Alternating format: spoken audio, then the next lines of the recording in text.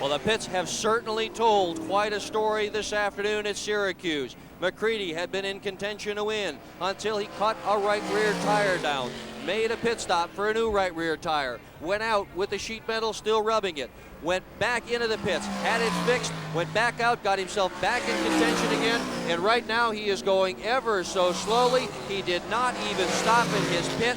Barefoot Bob McCready, the defending champion of this event, pulls slowly into the garage area. It is all over for the 1986 Syracuse Miller American champion. McCready is done as he pulls into the mud. Who will wrestle the crown away from Barefoot Bob McCready? Now 152 laps about to be complete, and it is Alan Johnson, your leader. And he is just a turn away from catching Hoffman. That's how dramatically Hoffman is slow. Well, Hoffman has definitely got some serious problems with that car, Doug.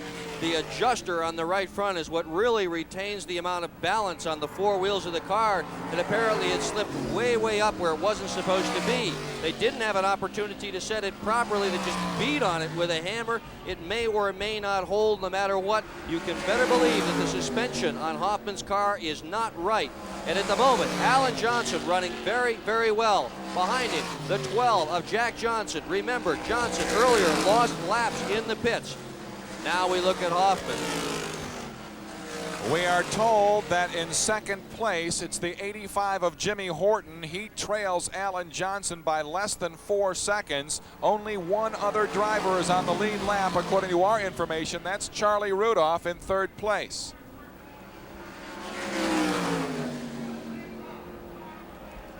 Yellow flag on the speedway.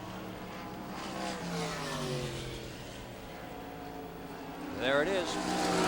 The number 17 of Toby Tobias Jr. stalled on the race course. Meanwhile, we can tell you at lap 154, the leader is Alan Johnson. In second, officially, it is Jimmy Horton. In third, Charlie Rudolph. In fourth place, a lap down, Billy Pouch. In fifth, also a lap down, the 61 of C.D. Coville. And in sixth, a lap down, the 70 of Rich Urich. Our first 6 positions, 3 on the lead lap, Alan Johnson, Jimmy Horton, and Charlie Rudolph. We're watching work being performed on the 115 of Kenny Tremont. He was a leader of this event, tried to go all the way to the halfway point, shredded a right rear tire. He's in the pits now getting a new one. Meanwhile, Tobias in the middle of the backstretch, getting the treatment with the hook. As the 11th caution period comes to a close, the green flag is back out. 157 laps have now been completed as Alan Johnson roars by the grandstand into the first turn in first, and right on his tail is the second place Jimmy Horton. Boy, Horton's all over him too going into that first turn. Johnson now with a bit of breathing room going down the back straightaway. That's Horton on the right of your screen running in second position. The leader, Alan Johnson, in the white car. He has been in contention to win this race almost all day long. At one point, we had concerns for him when he dropped significantly off the pace. Then he seemed to get a new head of steam right after a caution flag. Right now, he is leading this event.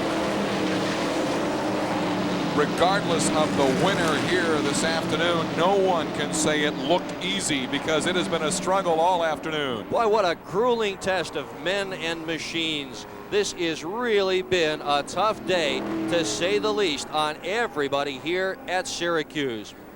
17 cars still running, and the leader is Alan Johnson, wobbling just a bit coming out of 4, righting himself and streaking down the front straightaway and actually putting a little bit of real estate between he and Jimmy Horton.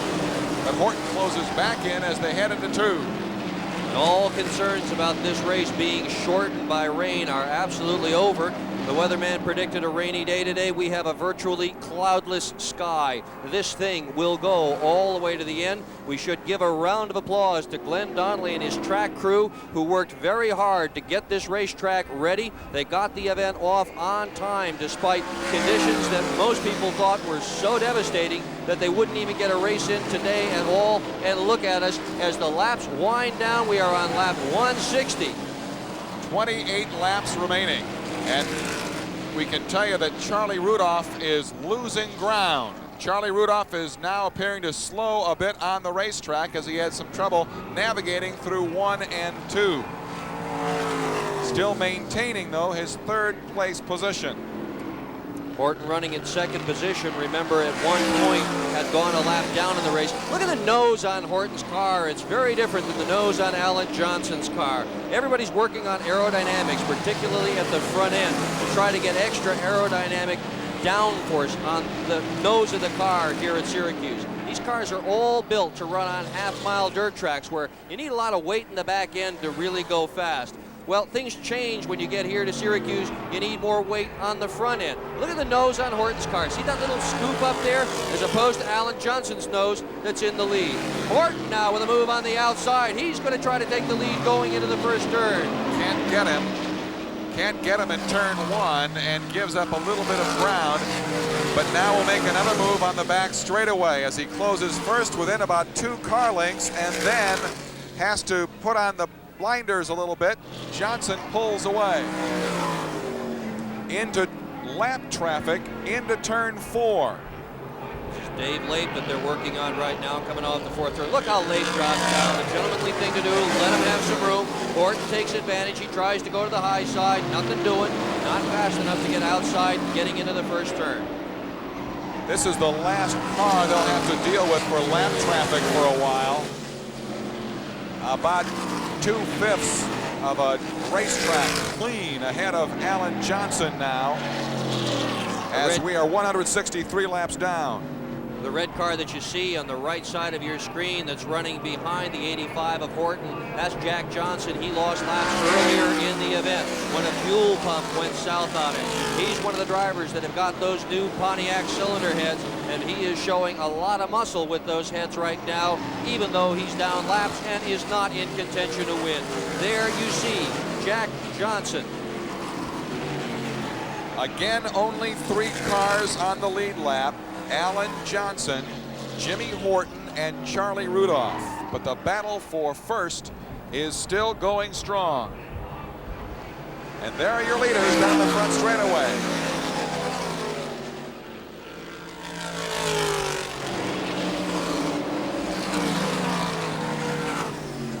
Racetrack really has not changed since this race began.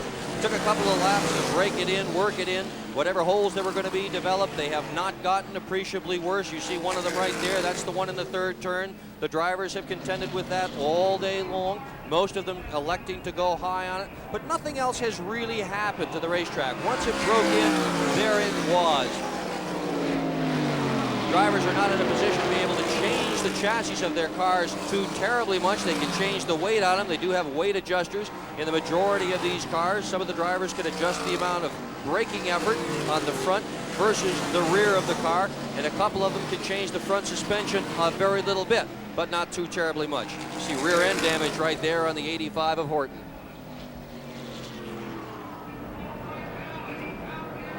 Johnson and Horton.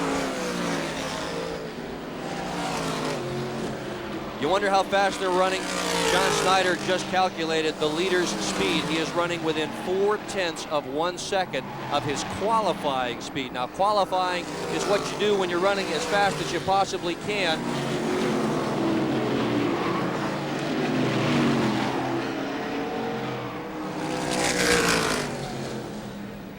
We're coming up to 20 to go. This will be lap 168 next time around.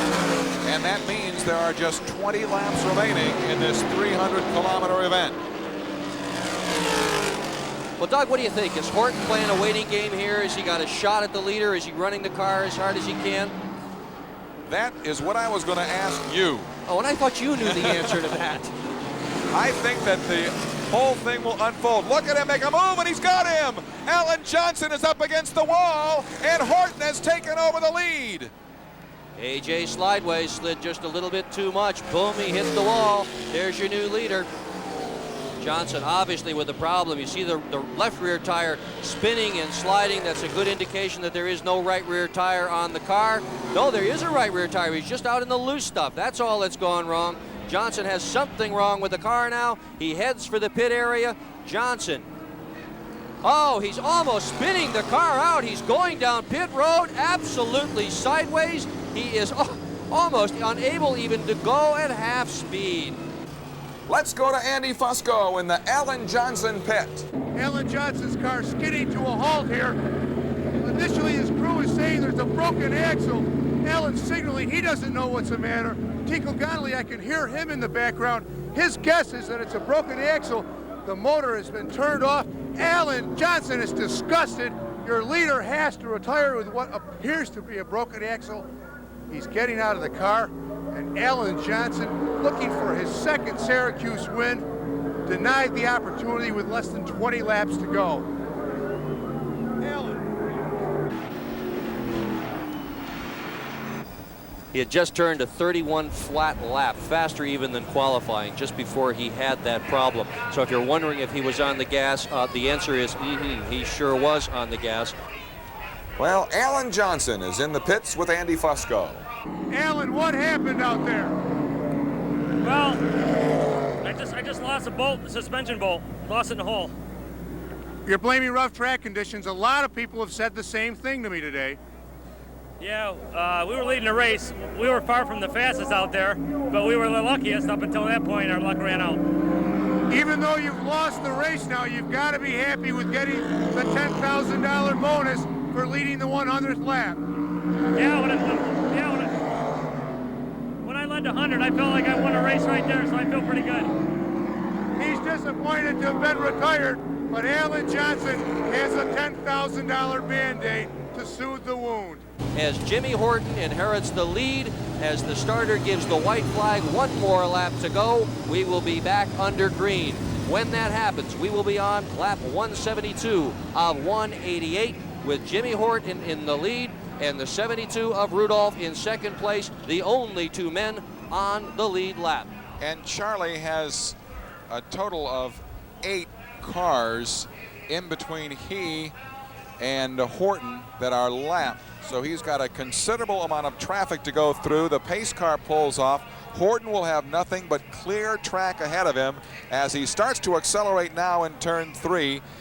Both of these drivers have some NASCAR distance experience working for them as we get into the later stages of the longest dirt track race.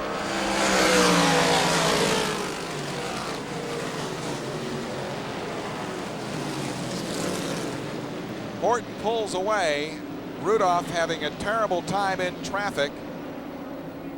Yeah, Horton really has things all his own way right now. It is a significant advantage that he enjoys to have nobody in front of him. He will run as hard and fast as he possibly can. Jack Johnson knows he is laps down. He will do nothing whatsoever to upset Jimmy Horton. He will not interfere in any way with Jimmy Horton's effort to win this event. Meanwhile, deep in the pack, Charlie Rudolph picks off lap car after lap car. You see him right there. That's the car that's being sold this afternoon on the way home. I wonder, Doug, if he wishes now he'd asked for more money for this car. Let's go down to the Rudolph pit now and get their reactions. Jim Rudolph is the father of Charlie Rudolph, and he owns the Sunoco Motor Oils sponsored number 72R. You're in third place. Can you catch the leaders? I don't know if we can catch them right now. We're going to have to get a big break. Right now, we're running a little bit slower than they are. Rough track conditions have really played an important role today.